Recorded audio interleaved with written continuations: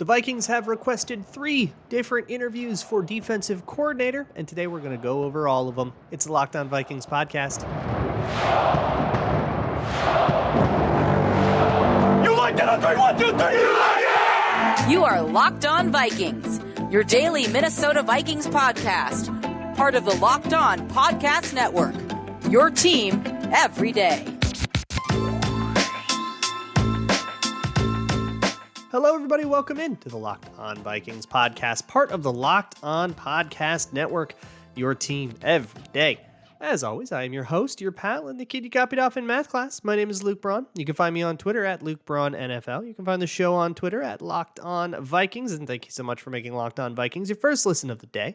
You can also find the show on Amazon Fire or Roku. Just download the Locked On Minnesota Sports app. Today's episode is brought to you by PrizePicks. It's daily fantasy made easy. Just pick 2 to 5 of your favorite players, and whether or not they will score more or less than their PrizePicks projection. You can get up to 10 times your money on entry if you're right, and first-time users get a 100% instant deposit match up to $100 with promo code LOCKEDON. That's PrizePicks.com, promo code LOCKEDON. Today on the show, we're talking about D coordinators. The Vikings are in the market for one, and since the last time we talked over the weekend, they sent out interview requests for 3 of them: Brian Flores, Sean Desai, and Ryan Nielsen. So we are going to talk about them, talk about their pros and cons and stuff. So let's start with Brian Flores. That is somebody that I think a lot of you are very excited about. I'm pretty stoked on the idea too, and I'll kind of start with that. Like, I like the idea of Brian Flores. So here's the thing about him. If you don't know why Brian Flores is available, you might remember, hey, that wasn't that guy like a head coach like 2 years ago? So it's politics is the reason for that. He had a whole issue in Miami with Miami like asking him to tank, and then he said no, and then there's some other like stuff. Now he's suing the Miami Dolphins for something, I think defamation or something in that family. The crazy situation over there, and kind of wild that he got a job at all, considering he's in an active lawsuit with one of the other teams, and teams stick together a little more than that. But it's never been about his merit as a coach. So all that stuff shouldn't concern you unless you are a stake-holding member of the Miami Dolphins. So, Fergie, you don't have to agree with me. So I'm not worried about it. As a coach, Brian Flores is very revered as a teacher. And he's a very tough guy, big time tough guy energy. He'll light you up and he'll yell at you and stuff. And a lot of players have said that they appreciate that about him. That he's kind of gotten the best out of them because of that. But this is it to me. Brian Flores represents a lot of the things that Mike Zimmer did well here. And to me, it represents, and I mean this in a good way, a return to Mike Zimmer. Now, that's not saying that Mike Zimmer shouldn't have been fired after all or whatever. Obviously, there was a lot more going on behind the scenes that made that kind of a necessity. But Brian Flores, schematically, he's off the Belichick tree. And both Belichick and Zimmer are off of the Bill Parcells tree. And all of these guys run the same defensive scheme. And I'm using the word scheme in a very, very, very broad sense. The same structure and language and generally the same kinds of reads in terms of how difficult it is to teach it to someone. It's going to be easier to teach it to someone that already has experience in that system, which is a lot of the Vikings veterans, although who knows which of those guys will actually be in the building by then. But that is a man match cover 7 system. In terms of the fronts, it's a hybrid 4-3, 3-4 thing. It kind of switches. I believe it's a 3-4 base with like a 4-2-5 nickel or 2-4-5, depending on what you call a linebacker or not. But I don't want you to get too bogged down in all that. Because what I've been hearing a lot is, 3-4 or 4-3 or a 4-3 or a 3-4 or a 3-4 or a 4-3. And that is very old words. I've been saying this all year. If you are concerned with whether or not the Vikings are in a 4-3 or a 3-4, I need you to get your head out of 2008. This is a different world now. That distinction, and O'Connell has mentioned this several times, only really matters on like 20% of plays where you're in your base defense, where they're in um, something like 2 running backs or 2 tight ends, and you need an extra big guy on the field. 4-3 defenses, bring an extra linebacker on the field. 3-4 defenses, bring an extra big boy on the field. That's pretty much the difference there. But once you get to nickel packages, the front spacing is a little different, and there are subtleties there that are kind of interesting. But in terms of like overall, like the definition of the defense, the identity of the defense, what you should be looking at is their coverage structure.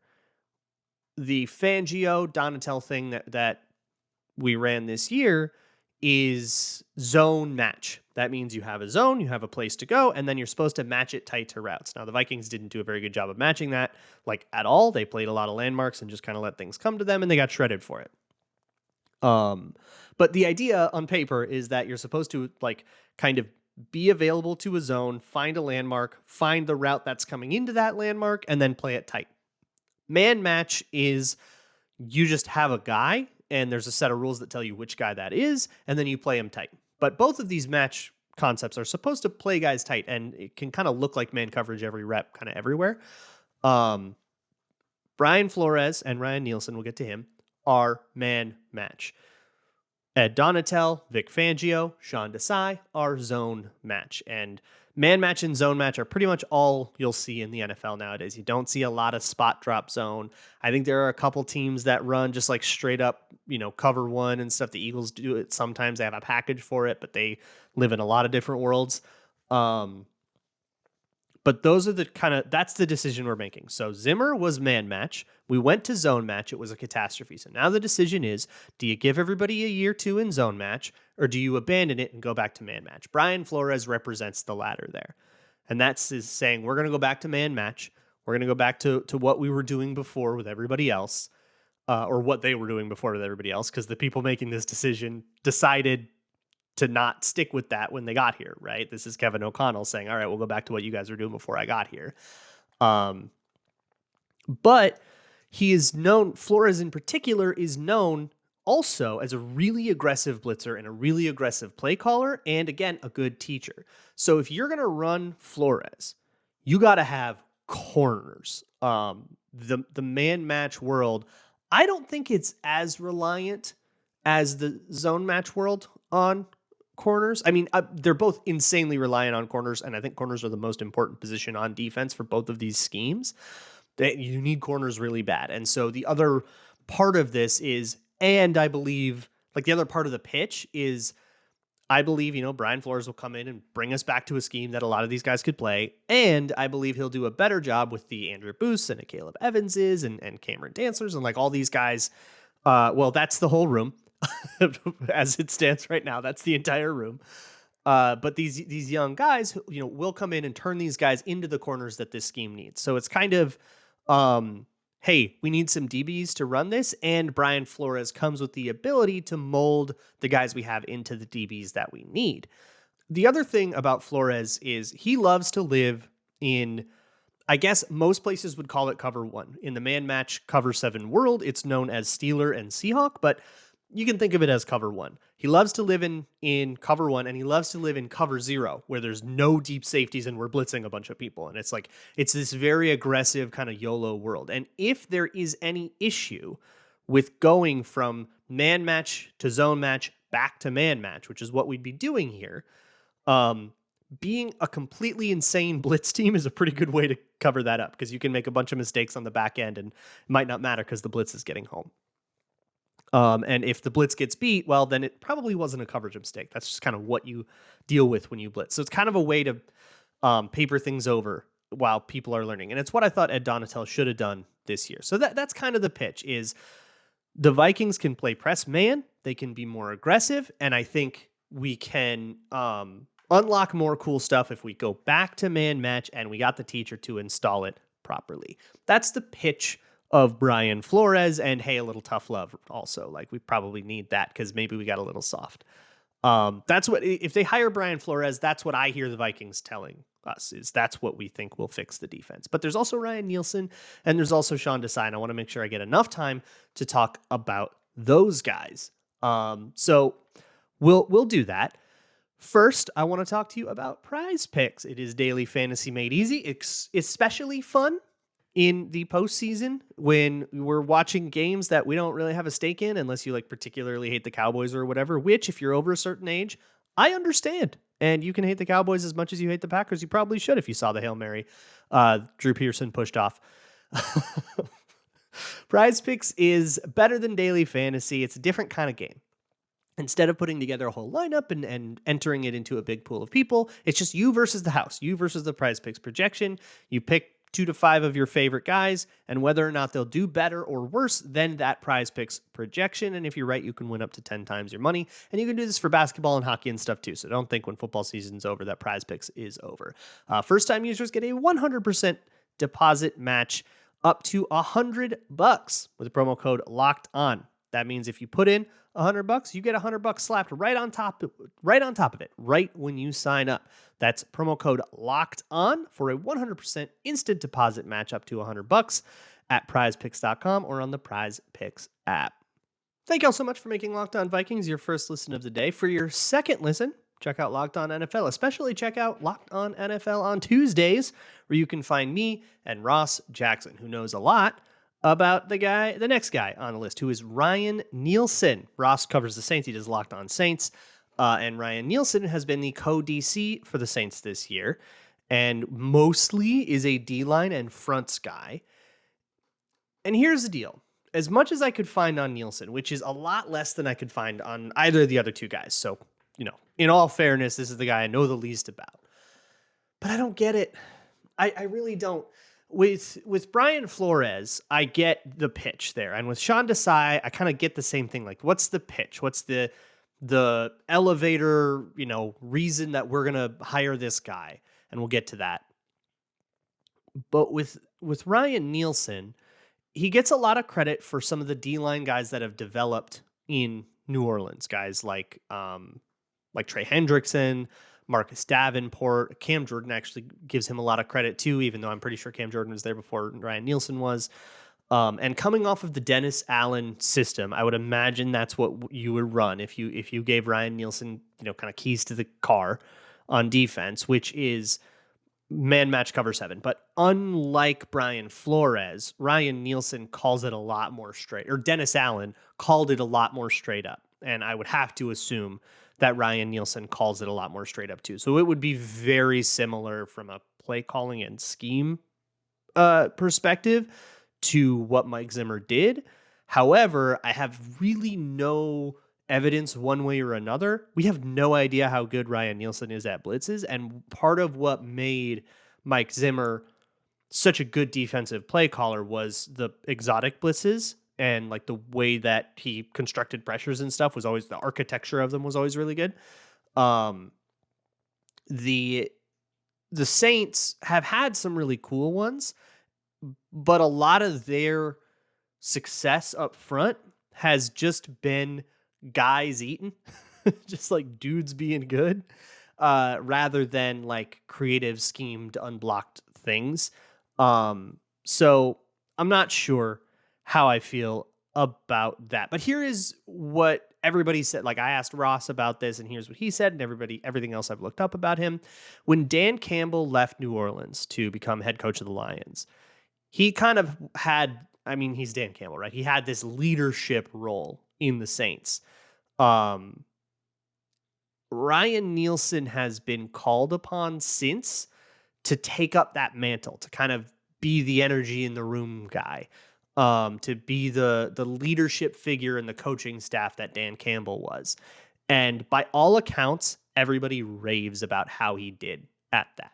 So I guess the pitch is the Vikings didn't have adequate leadership on defense, and fixing that is kind of worth abandoning any progress that the Vikings individually made with zone match. Like if you're somebody like Cam Bynum or somebody like Daniil Hunter, who kind of got better as the season went on. you're kind of abandoning that progress. And that's worth it because really what the Vikings need is leadership. That's what I guess the pitch is for Ryan Nielsen. And I'm not too sold on that pitch. But again, I maybe I just don't know what I'm supposed to know about him. Again, he's a fronts guy. He's a D-line guy. And as the co-DC in New Orleans, he like didn't have a lot to do with the secondary at all.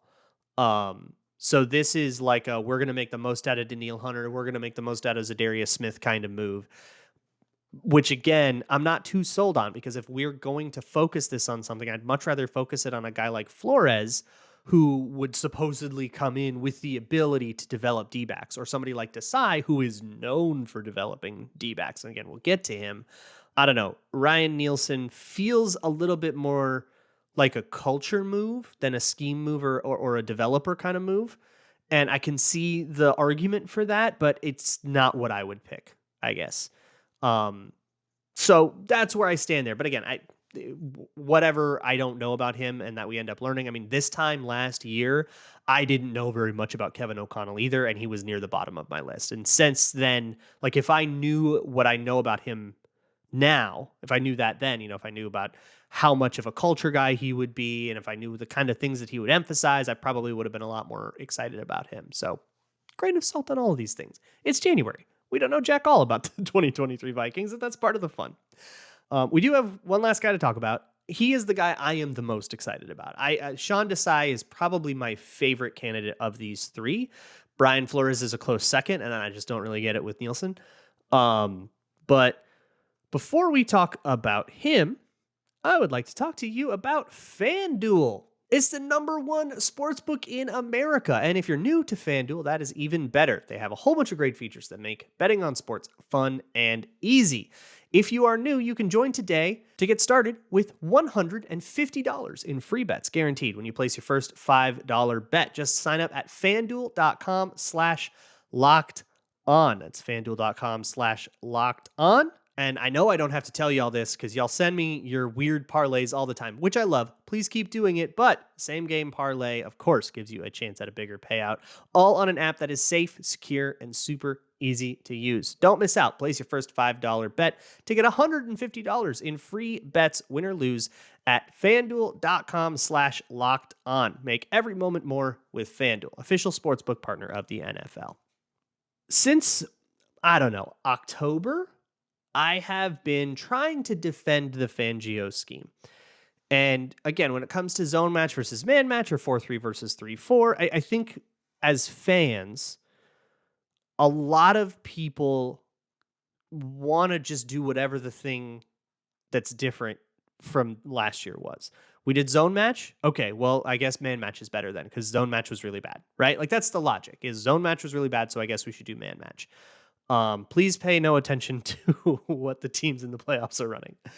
And that's, I guess, the point I want to make is, was the problem something innate to zone match, a coverage structure that like half the league is running, or was it a problem with the way the Vikings called it, right? Or with the way the Vikings installed it, with the way they executed it, et cetera, et cetera, et cetera. If you ask me, it's the latter, and I'm hammering that. It's the latter with a bullet.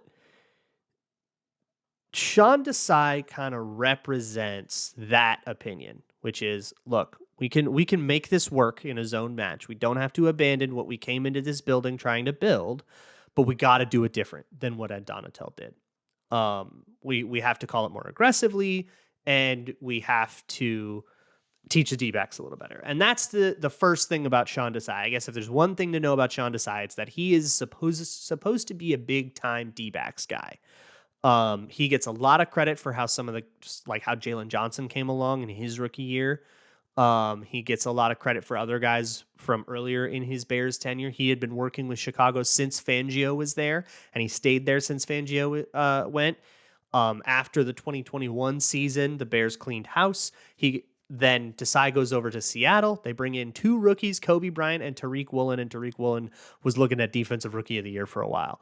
And Kobe Bryant, no slouch either. Like those two guys totally exploded. Ask any Seahawks fans. They're super, super stoked on those guys.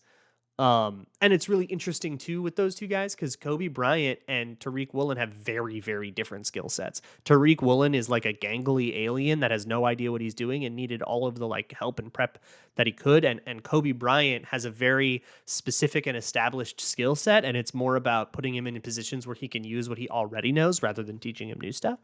And Desai succeeded immensely in both respects. There is a mountain of evidence out there that when Desai gets gets his hands on a cornerback, that dude is gonna be good. It's gonna work out. Like that's the point of Sean Desai, and it should be very exciting to you considering we got a whole bunch of young DBs that need to develop. Like we need these guys to work out, and we need to get other dudes in the building. But if Andrew Booth doesn't come along, if Caleb Evans doesn't come along more or whatever, even if you get other free agents, then you got a depth problem, right? So we need that kind of thing. So that would be great. But honestly, the thing that gets me more with Desai is, so he was also a co-DC in Seattle. And it was like, I guess that was the way it worked. It wasn't, I don't think he was nominally co-DC. He was like associate head coach / defense. And then Clint Hurt was the defensive coordinator, like nominally. But the way it worked out in Seattle was that Sean Desai was in charge of coverages, and his hands were on the coverages a lot more, and his hands were on the fronts a little bit more too, I guess. I talked to Griff, who's at C-Mike Spin Move. He's very knowledgeable about all this stuff. And he kind of filled me in on some of the things. But basically, the Seahawks lived in the 3-match family of the Fangio scheme. So the Fangio coverage world, I can divide it up into, or I prefer to divide it up into kind of 3 families of coverage call. There is the quarters, cover 6, cover 8. There's like the split safety world where you'll have half on one side, quarters on one side, or maybe both quarters or both halves, cover 2 in there. That family is the one the Vikings lived in for like 70% of the season, and they got absolutely torched on it. Then there's the cover 1 world where the Vikings went to at the end of the season, and they got torched there too. And that is just like straight up pure, we got better dudes than you, so we're going to play man-to-man, and the Vikings didn't have better dudes, so they didn't do it. And when you don't have better dudes than the Giants, who hate their wide receiver room, you got a problem, right? So that also didn't work. But the 3-match world is cover 3, as you probably know it if you play Madden, but with matching principles instead of like landmark zones like the old Pete Carroll kinds from 10 years ago. But I think because Pete Carroll was a 3 guy, like the cover 3 guy in the league, Sean Desai coming in and kind of installing that 3-match version and that becoming the influence, and that's where the Seahawks went, and then these rookie corners were excelling. There's a formula there that can work. The problem with the Seahawks, at least as Griff told it to me, was the fronts. That they had a lot more success in like flattened out fronts, but that the Seahawks hated what's called the penny front, which is 5 guys on the line of scrimmage, and that's very, very good against zone runs, which is everywhere, right? I think every one of our division opponents runs zone all the time. Well, I don't know. The Lions' run game is wacky, but the 5 up on the line and then only 1 linebacker, and then you play nickel behind that. That's what a penny front is, and it's sort of the wave right now. It's like a pretty popular thing, and from what I gather, Sean Desai doesn't like it. The Seahawks never used it, and they used it some, and they had success some, and they should have used it more, I guess, and it led to this really bad run defense where every time they were in nickel, they were always in super vanilla fronts, and guys just, teams just slashed them in the run game. So I'd be a little bit worried about that with Desai having kind of keys to the kingdom. But the thing about those fronts is that they need really talented players to win. The Seahawks do not have guys like Harrison Phillips and Dalvin Tomlinson. And I think those guys can win one-on-one enough.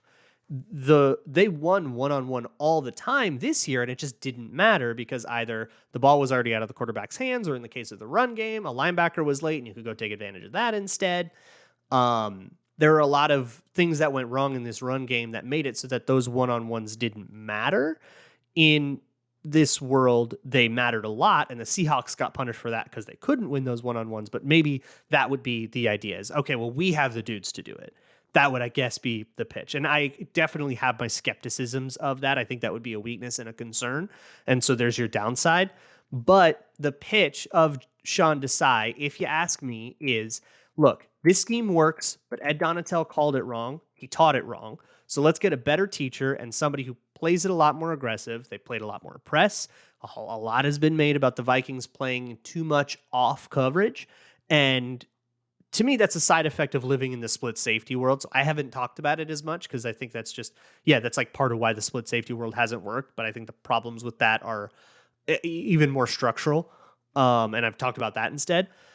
But in all three of these guys, the corners need to be a strength. And right now, not only is it not a strength, the Vikings don't even have enough guys, like, period. They don't have enough warm bodies under contract.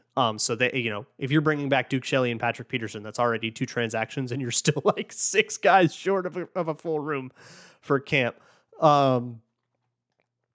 So that is going to be, either way, that's going to be the priority. But to kind of wrap it up and review, Brian Flores, the pitch there is, all right, the zone match thing didn't work. Let's go back to what we were calling before. Let's call it crazy aggressive. Let's be the aggressive blitz team in the NFC North. Let's be the team that centers hate to play because we're always throwing everything at you all the time and we have cool pressures. We'll play up, we'll play press, we'll get defensive backs that can do that, and Brian Flores can teach it to him. And we'll use tough love, right? We'll kind of put a little salt back in the culture. That's your Brian Flores pitch. Your Ryan Nielsen pitch is, hey, these guys didn't have the leadership. I think that, again, it's a culture thing. We're going to get the most out of Hunter and Zadarius Smith. We're kind of bringing in a guy specifically to maximize those dudes and see if we can't get a front that's crazy. And whatever happens on the back end, we'll still kind of do it, but we'll still go back to that man match world. We're going back to the Zimmer scheme, and we're abandoning the zone match. And the only one of these 3 guys that keeps the zone match is Sean Desai. And the pitch with him is the scheme works, but Ed just didn't call it right. So let's bring in a guy that will call. We're going to live in this cover 3 match world. We're going to get defensive backs who are a little bit better. We'll still mix in some quarters every once in a while. We'll mix in some cover 1 every once in a while, but we're going to base out of a different page of the same playbook rather than changing the playbook entirely, which is what the other 2 guys represent. There you have it. Personally, I like Sean Desai. You wouldn't hear me complain about Brian Flores at all. I'd be plenty happy with that. Ryan Nielsen, I think I would need some convincing. But you please do not just take my ranking and run with it. Please tell me yours, all right? Tweet it at me or leave a YouTube comment if you want. Tell me how you feel about these 3 guys. Hopefully I've given you a little bit of a better understanding of where they come from and the differences that I think you should care about. Tomorrow's Twitter Tuesday, so if you have any questions on this, ask me. Just send them to me at Luke Brown NFL or at Locked On Vikings. There's a Google form in the show notes you can also get. Or send an email to lockedonvikingspodcast@gmail.com. I'll see y'all tomorrow. And as always, Skull.